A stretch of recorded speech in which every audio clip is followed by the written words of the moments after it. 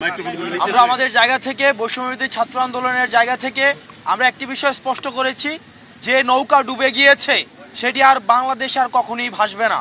আওয়ামী লীগ এটার chapter and, অর্থাৎ 5ই August ছাত্র নাগরিক হচ্ছে সিদ্ধান্ত দিয়ে দিয়েছে যে আওয়ামী লীগ বাংলাদেশ পরবর্তী বাংলাদেশ একটি অপ্রাসঙ্গিক।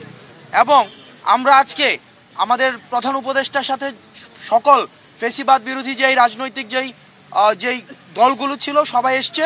আমরা সবার মতামতের ভিত্তিতে আমরা সবাই একটা জায়গায় একমতে পৌঁছেছি যে পরবর্তী বাংলাদেশে আওয়ামী লীগ হচ্ছে একটি অপ্রাসঙ্গিক।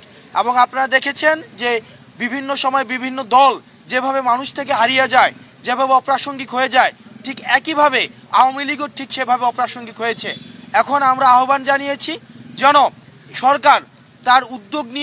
সরকার উদ্যোগ নিয়ে আইনি প্রক্রিয়ায় যেন আওয়ামী লীগকে নিষিদ্ধ করে এবং পরবর্তী কোনো প্রক্রিয়ায় যেন রাজনৈতিকভাবে কোনোভাবেই যেন আওয়ামী লীগ ফাংশনাল না হতে পারে সেই বিষয়টি আমরা সেখানে প্রস্তাব দিয়েছি। দ্বিতীয়ত, আওয়ামী লীগকে এই যে রাজনৈতিকভাবে এবং আওয়ামী লীগকে নিষিদ্ধ করার প্রথম ধাপ হিসাবে আমরা আজকে যেটি প্রস্তাব করেছি সেটি হচ্ছে আওয়ামী লীগের নিবন্ধন বাতিল করে দেওয়ার। আওয়ামী লীগের নিবন্ধন বাতিল করার মধ্য দিয়ে আওয়ামী লীগকে পলিটিক্যালি ডিসফাংশনাল করা, যেটি আমরা 5ই আগস্ট ছাত্র নাগরিক যেটির হচ্ছে জনরায়ের মধ্য দিয়ে সিদ্ধান্ত দিয়েছে সেটির হবে ইনস্টিটিউশনাল রায়। এবং আজকে আমরা এই বিষয়টিতে আমরা মোটা দাগে সকল রাজনৈতিক দলকে আমরা ঐক্যমত্যের জায়গায় পেয়েছি। এবং আমরা আশাবাদী যে রাজনৈতিক যেই শুদ্ধাচার বা সদাচারের যে সংস্কৃতিটি শুরু হয়েছে আমাদের 24 পরবর্তী বাংলাদেশে সেটি অব্যাহত থাকবে। আমরা এটি বারবার করে বলছি, আমাদের ফেসিবাদ বিরোধী ক্রিয়াশীল যে রাজনৈতিক দলগুলো রয়েছে আমাদের নিজেদের মধ্যে পলিসি নিয়ে আমাদের ডিসকাশন থাকতে পারে, আর্গুমেন্ট থাকতে পারে, আমাদের ডিবেট থাকতে পারে, সেগুলোর সমাধান রাজপথে হবে, সেগুলোর সমাধান সংসদে হবে। কিন্তু আওয়ামী লীগ যে ধরনের ফেসিবাদী যেই ধরনের রাষ্ট্র কাঠামো তৈরি করেছে, যেই ধরনের রাজনৈতিক দলগুলোর মধ্যে যে ধরনের অপশাসনের যেই চর্চা অব্যাহত রেখেছিল সেটিকে আমরা আর বাংলাদেশে ফেরত আনতে চাইনি। আজকে আমরা দেখেছি যে যতগুলো রাজনৈতিক দল আজকে সংলাপে অংশগ্রহণ করেছে, ঐক্যমত্য কমিশনে অংশগ্রহণ করেছে, আমরা সবার মধ্যে একটা ইতিবাচক ভাবনা আমরা দেখেছি। রাজনৈতিক দলগুলোর কাছে আমাদের আহ্বান থাকবে, আমরা সেখানেও এটি বলেছি, তারা যেন উদ্যোগ নিয়ে এই চর্চাটি, এই সংস্কৃতিটি যেন অব্যাহত রাখে। কারণ এই প্রজন্মের কাছে এটি হচ্ছে তাদের দায়ভার। কারণ রাজনৈতিক দলগুলো যদি তাদের এই নতুন প্রজন্মের কাছে এই কমিটমেন্টে ব্যর্থ হয় তাহলে আমাদের পরবর্তী রাজনৈতিক যে ভবিষ্যৎ সেটি হচ্ছে অন্ধকারে যাবে। এবং সেই জায়গা থেকে আমরা তাদের কাছে আহ্বান জানিয়েছি ছাত্র নাগরিক যে আমরা উদ্যোগটি নিয়েছিলাম জুলাই প্রক্লেমেশনের, সেটিকে যেন এই রাজনৈতিক দলগুলো ঐক্যমত্যের ভিত্তিতে এবং প্রধান উপদেষ্টার উদ্যোগে সেটিকে যেন আমরা ইনস্টিটিউশনাল করতে পারি। এবং আমাদের কাছে আজকে মনে হয়েছে সেটির একটি এক্সটেন্ডেড ভার্সন, সেটি হচ্ছে যে জুলাই চার্টার। আমরা জুলাই চার্টার এবং হচ্ছে জুলাই প্রক্লেমেশন সেটি আমরা দ্রুততম সময়ের মধ্যে আমরা দৃশ্যমান দেখতে চাই। এবং সর্বশেষে আমরা এই বিষয়টি সেখানে আমরা একমতে পৌঁছেছি যে আওয়ামী লীগ পরবর্তী বাংলাদেশ অপ্রাসঙ্গিক।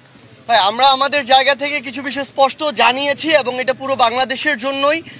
প্রথম একটি কথা আমাদের জায়গা থেকে আমরা এটা বলে এসেছি যে ছাত্রদের নেতৃত্বে ছাত্র জনতার এই যে একটা অভ্যুত্থান হয়েছে, এই অভ্যুত্থানে এই তরুণ প্রজন্ম তাদের জায়গা থেকে সামনে সারিতে নেতৃত্ব দিয়ে একটা দায়িত্ব পালন করেছে। এখন আমাদের যারা বাংলাদেশের রাজনৈতিক অঙ্গন থেকে রাজনৈতিক দলের যারা অগ্রজবৃন্দ রয়েছেন তাদের সবচেয়ে বড় দায়বদ্ধতা হচ্ছে ঐক্যবদ্ধভাবে যে আওয়ামী লীগ বাংলাদেশে 5 আগস্ট অপ্রাসঙ্গিক হয়েছে, যে আওয়ামী লীগ ছাত্রলীগ যুবলীগ এই নামগুলোকে ব্যবহার করে এই সন্ত্রাসী কর্মকাণ্ড এবং গণহত্যা হয়েছে তাদের বিরুদ্ধে এখন ঐক্যবদ্ধভাবে আমাদের যে প্রতিক্রিয়া সেটি দেখাতে হবে, এই নিষিদ্ধের প্রক্রিয়ায় যেতে হবে। এক্ষেত্রে তারা যদি তাদের নেতৃত্ব না দিতে পারে, এই দায়বদ্ধতা এই তরুণ প্রজন্মের কাছে তাদেরকে আগামী পুরো যে সামনের দিনগুলো রয়েছে যুগের পর যুগ এই দায়বদ্ধতা তাদেরকে বহন করতে হবে। এবং আমরা আমাদের জায়গা থেকে আরেকটা জিনিস স্পষ্ট করে বলেছি, আমরা দেখতে পাচ্ছি পুরো বাংলাদেশে যখন অপারেশন ডেভিল হান্ট হচ্ছে কিংবা যারা আমাদের শহীদ ভাইরা রয়েছেন, আহতরা রয়েছেন, তাদের মামলার সাপেক্ষে যে বিভিন্ন গ্রেপ্তার হচ্ছে, বিভিন্ন বিচারিক প্রক্রিয়া হচ্ছে, এই জায়গায় বিভিন্ন রেফারেন্সে যেখানে বাংলাদেশের বর্তমানের ফ্যাসিস্ট বিরোধী আন্দোলনে ছিল কিন্তু বিভিন্ন রাজনৈতিক দলের যারা পোস্টেড তারা বিভিন্নভাবে প্রত্যক্ষ ও পরোক্ষভাবে রেফারেন্স করছে। এই রেফারেন্সের মাধ্যমে বিভিন্ন বিচারকও হয় তারা ফ্যাসিস্টের দোসর ছিল কিংবা বর্তমানে বিভিন্নভাবে প্রভাবিত হয়ে রায় দিয়ে এই বিভিন্ন সন্ত্রাসী যারা হামলার সাথে জড়িত ছিল তাদেরকে বিভিন্নভাবে জামিন দেওয়ার ব্যবস্থা করছে, তাদেরকে বিভিন্নভাবে আশ্রয় দিচ্ছে। এই কাজগুলো যদি করা হয় তাহলে সবচেয়ে বড় যে সমস্যাটি, এই যে বিচারিক প্রক্রিয়া এটা বাধাগ্রস্ত হচ্ছে এবং এই মানুষগুলো খুব দ্রুত সময়ের মধ্যে পুনর্বাসিত হয়ে আজকে যারা ফ্যাসিস্ট বিরোধী আন্দোলন করেছে, আজকে ওই রুমে যারা একসাথে বসেছে তাদের উপরে আবার হামলা করবে, হয় তাদেরকে অথবা তাদের যারা নেতাকর্মী। আমাদের বাংলাদেশে একটা ট্রেডিশন হচ্ছে নেতারা খুনি হাসিনার মতো খুব দ্রুত সেফ এক্সিটটা পেয়ে যায়, কিন্তু এই যে বাংলাদেশে এই অভ্যুত্থানে রাজপথে এমন যারা আন্দোলনে ছিল আপনারা সহ এই ছাত্র জনতা, তাদেরকে কিন্তু ওই খুনি হাসিনা এবং তার দোসররা ছাড়বে না। সেই জায়গায় আমরা প্রত্যক্ষ এবং পরোক্ষ কোনো ধরনের নেগোসিয়েশনের চিহ্ন দেখতে চাই না। যারা দোষী, যারা খুনিদের দোসর, তারা যেই দলের যেই মতেরই হোক না কেন তাদের শাস্তি হতে হবে এবং এই বিচারিক প্রক্রিয়ায় কোনো ধরনের আমরা হস্তক্ষেপ প্রত্যাশা করি না, এটা আমরা আমাদের জায়গা থেকে স্পষ্ট করে দিয়েছি। এবং এমন যদি কোনো কিছু দেখি তাহলে আমরা আমাদের জায়গা থেকে জাতীয় নাগরিক কমিটি বলেন আর বৈষম্য বিরোধী ছাত্র আন্দোলন বলেন, আমরা ঐক্যবদ্ধভাবে আবারও হয় ওই ব্যক্তি কিংবা ওই প্ল্যাটফর্ম তাদের নামে আমাদের যে আবার প্রতিবাদ সেটি আমাদের জায়গা থেকে শুরু হবে। কারণ এই অভ্যুত্থান পরবর্তী সময়ে আমাদের সবচেয়ে বড় প্রথম এবং প্রধান দায়বদ্ধতা হচ্ছে ওই খুনিদের বিচার করা, এটা আমরা আমাদের জায়গা থেকে স্পষ্ট জানিয়ে দিয়েছি। প্রিয় দেশবাসী এবং সাংবাদিকবৃন্দ, আজকে ঐক্যমত কমিশনের একটি সকল দলের উপস্থিতিতে একটি মিটিং হয়েছে। প্রধান উপদেষ্টা বলেছেন এটা আমাদের দ্বিতীয় ইনিংস শুরু। ইন্টারন্যাশনাল কমিউনিটি ইতিমধ্যেই আওয়ামী লীগের বিষয়ে বক্তব্য দিয়েছে, রিপোর্ট প্রকাশ করেছে ইউএন সরকার, এবং সেই সরকারের রিপোর্টগুলো আমাদের এখানে এসেছে, সেগুলো আপনাদের সামনে পাবলিশড হয়েছে। সেগুলো নিয়ে প্রধান উপদেষ্টা আমাদেরকে বলেছেন যে ইন্টারন্যাশনাল সাপোর্ট রয়েছে, কিন্তু দেশের যারা রাজনৈতিক বৃন্দ রয়েছেন এবং পক্ষগোষ্ঠী যারা রয়েছেন তাদের উনি সহযোগিতা এবং সাপোর্ট কামনা করেছেন। সেই জায়গা থেকে উনি দ্বিতীয় ইনিংস শুরু করেছেন। আমরা এই দ্বিতীয় ইনিংসে আজকে অংশীজন হয়েছি এবং সবাইকে ধৈর্য ধারণ করতে বলেছেন। আমরাও বলেছি যে একটা টেস্ট ম্যাচের মধ্যে দিয়ে যেতে হবে আমাদেরকে, যেখানে ধৈর্য এবং সাহসিকতার পরিচয় দিয়ে আমাদের বাংলাদেশের 53 বছরে যে অসমাপ্ত কাজগুলো রয়েছে সংস্কার কমিশনগুলোর ইফেক্টিভের মধ্য দিয়ে আমরা সেই কাজগুলো সমাপ্ত করতে পারবো। এবং সেখানে যারা ধৈর্যের পরিচয় দিবেন তারা বাংলাদেশের এই জনগণের যে মুক্তির লড়াইটা, সেই মুক্তির লড়াইটাকে অধিকাংশ জায়গায় তাদের বাস্তবিক আকাঙ্ক্ষার জায়গাটাকে, স্পিরিটকে ধারণ করে একটি জায়গায় যখন বাংলাদেশকে নিয়ে যেতে পারবেন, সেই বিষয়ে জনগণও সকল পলিটিক্যাল পার্টি এবং বর্তমান সরকারের প্রতি লক্ষ্য রাখছেন।